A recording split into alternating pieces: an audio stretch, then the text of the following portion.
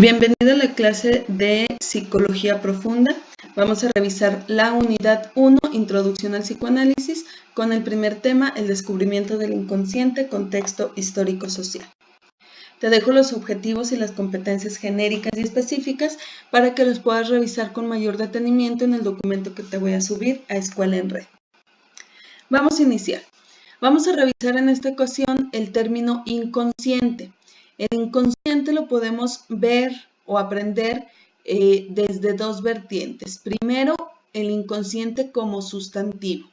El inconsciente como sustantivo se refiere a un lugar en la zona de lo psíquico. Un lugar, imagínate un cajón en el que tú vas a ir a guardar ciertas cosas. Entonces, cuando hablamos de inconsciente como sustantivo, es ese cajón o ese lugar para guardar algo. Y el inconsciente como adjetivo, que es cuando se refiere a los contenidos que no son, no están disponibles para la conciencia, ¿ok? Entonces, cuando utilicemos el inconsciente como adjetivo, es tomar esos contenidos y guardarlos en ese cajón, ¿ok? Adjetivo son los contenidos que no sabes que tienes, que están ahí guardados. ¿En dónde? En el lugar inconsciente. ¿Ok? ¿Te ha quedado claro? Si no, lo podemos revisar en clase de una mejor manera. Luego, el inconsciente no fue un término que surgió de la noche a la mañana, ni fue inventado por Sigmund Freud, como algunos pudieran pensar. El inconsciente tiene antecedentes filosóficos muy interesantes. Comencemos por decir o por hablar sobre las aportaciones que hizo Leibniz. Él lo que mencionó fue, o lo que hizo fue introducir la noción de inconsciente en su teoría del conocimiento. Él veía el conocimiento de manera muy holística, como si el conocimiento fuera un todo, muy integral, donde intervienen tanto las funciones imaginativas, que de ahí viene el inconsciente, y racionales, combinando así la experiencia sensible de las personas con la razón. Y surge un concepto muy importante que son las pequeñas percepciones, de donde él dice que esas pequeñas percepciones que tenemos en todo momento nos hace relacionarnos entre todos y a la vez nos hace relacionarnos con el universo. Después, Immanuel Kant nos habla de que podemos conocer los objetos del mundo a través de los sentidos, tal cual nos afectan a nosotros, pero permanece desconocido para nosotros aquello que pueden ser en sí mismo. Es decir, conocemos los fenómenos, pero no las cosas en sí. Imagínate una pelota. Si tú tomas la pelota en tu mano, puedes sentirla, puedes saber que es de hule, de plástico, sabes de qué color es, porque la estás percibiendo a través de tus sentidos, estás describiendo ese fenómeno que es la pelota, pero nunca vas a poder decir qué es en sí la pelota, ¿ok? Schelling, por su parte, nos propone que el hombre representa y constituye el objeto final y el término superior de la evolución. Es un ser inteligente y progresivo de la naturaleza y esta inteligencia viene dada desde el inconsciente. Schopenhauer, por su parte, es un representante muy importante para Freud. Él nos habla de que nuestra conciencia está fragmentada y que solo salta a la vista una parte mínima de nuestro ser. El resto permanece oculto en el trasfondo de lo inconsciente. Allí se encuentra lo más peculiar de cada persona, las corazonadas, los miedos, los presentimientos. Y nos habla de una voluntad. Esta voluntad es la que nubla la razón y nos hace cometer actos irracionales. Así Schopenhauer puede explicar lo que es la guerra. Él dice que la guerra es producto de un conflicto entre las voluntades irracionales o inconscientes de los pueblos y que gana el pueblo que logra destruir al otro. Esto después lo retoma Freud.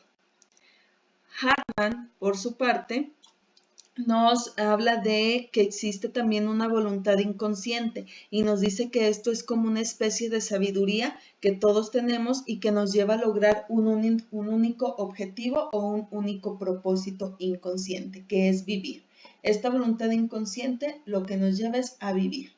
Entonces, ¿cómo hacemos para vivir? A través del instinto. Y el instinto, según Hartmann, es estrategias o son estrategias que nos permiten lograr ese propósito inconsciente, o sea, estar viviendo, ¿sí? Por ejemplo, ¿te has puesto a pensar por qué ante un desastre natural las aves o los animales son los primeros que se retiran? Pues bueno, tiene que ver con esta voluntad inconsciente, con una clarividencia que llama Hartmann. Freud, ¿sí?, lo que hizo fue tomar estos aspectos y algunos de otros autores y poner el inconsciente como pilar del psicoanálisis o como base importante del psicoanálisis. Principalmente toma la idea de Schopenhauer de la voluntad irracional o la voluntad inconsciente para compararla con la vida pulsional. Por su parte, Fechner nos habla o él propone la psicofísica, que son estudios matemáticos sobre como la energía, y así descubre el umbral de la conciencia. Por debajo de este umbral está todo ese contenido que no conocemos. Fechner realmente solo pudo descubrir o pudo comprobar la existencia de la psicofísica externa, o sea, todo lo que percibimos del exterior, pero no pudo demostrar la psicofísica interna. Lo que sí aportó es que todos manejamos cantidades de energía y eso es algo que no vemos, de lo cual no somos, ahora sí que valga la redundancia, no somos conscientes. Carus afirma que la ciencia debe de enfocarse en descubrirlas o en explicar las profundidades del hombre. Dice que existe un inconsciente absoluto al cual es imposible llegar o conocer totalmente y que este es el que rige nuestra vida instintiva. Y también hay un inconsciente relativo que contiene información que puede ser o a veces es consciente, puede acceder a la conciencia y a veces está en el inconsciente. Por lo tanto, es información que sí manejamos y sí sabemos que existe.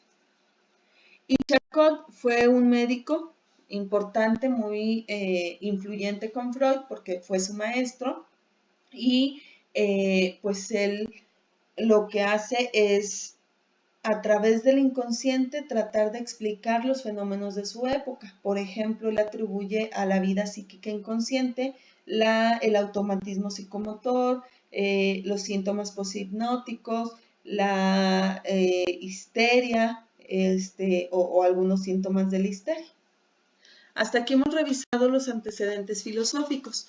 Si observas, todo este camino fue para llegar a describir qué es el inconsciente. ¿Okay? Ahora hablemos un poco de lo que es el contexto histórico-social. Esto se desarrolló en Europa del siglo XIX, ¿okay?, principalmente en Francia, aunque realmente hubo estudios en varios lugares de Europa. ¿Sí? Aquí te pongo el hospital o lo que sería el Hospital de la Salpêtrière, que es donde trabajaba Charcot y donde Freud tuvo sus primeros acercamientos con él y donde se empezó a estudiar bueno, primero la histeria y después todo esto del psicoanálisis. Lo que predominaba en esa época era una sociedad muy dañada por lo que son las guerras, las revoluciones, con muchos cambios en cuanto a la industria. El modelo médico era el clásico que trataba de explicar las enfermedades a través del empirismo, de la experiencia. Sin embargo, también empieza a surgir ya a finales del siglo un amor, digamos, o el deseo de explicar todo por la ciencia. Hay una frase que dice que la fe en la ciencia se convierte en la verdadera fe. En cuanto a la cultura, al arte, a la ideología, perdura lo que es el romanticismo casi en todo el siglo, que tiene ideas de libertad, de igualdad, etc. Algo muy interesante es la doble moral victoriana, que junto con la historia femenina te voy a pedir que la consultes para discutirlo en clase. La doble moral victoriana de lo que habla es que la sociedad tenía como dos caras. Primero, la cara puritana, moral de la iglesia, de somos buenos, de cumplimos las reglas, etc. Y después, la otra cara, ¿sí?, que detrás de bambalinas o a puerta cerrada, pues las personas tenían comportamientos que no eran adecuados para su época o que a lo mejor a la vista de todos hacían reproches. ¿Ok?